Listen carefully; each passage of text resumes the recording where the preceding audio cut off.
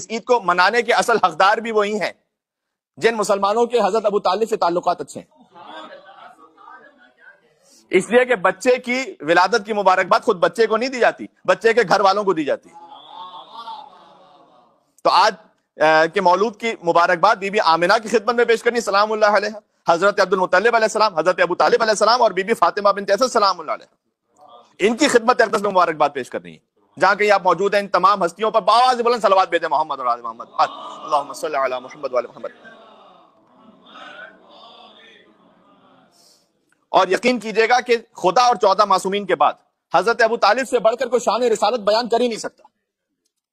جب سورہ مسد نازل ہوا تھا، تبت یدا ابی لہب وتب والا سورہ، ابو لہب کے ہاتھ ٹوٹ جائیں وہ ہلاک ہو جائے، تو قریش کے لوگوں نے رسول اللہ کے خلاف ایک مکمل محاذ بنایا تھا، اور اس موقع پر مدافع نبوت و رسالت مولا ابو طالب علیہ السلام نے اشعار کہے تھے.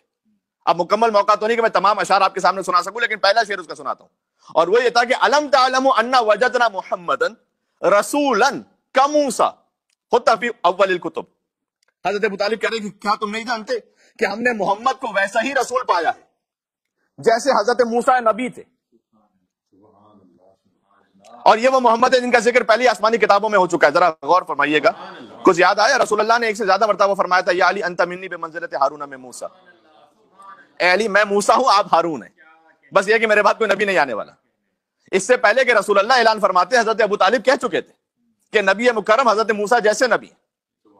سبحان اللہ. بقول شاعر کے ہوئے بہت نعت گو دنیا میں مگر سراجن منیرہ ہے دیوان ابو طالب.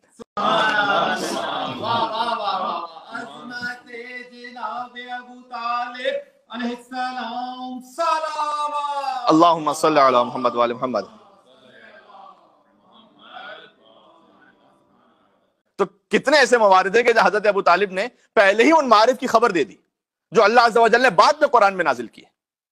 اب میں حضرت ابو طالب کو عالم قرآن کہوں یا اس سے بڑھ کر معلم قرآن کہوں؟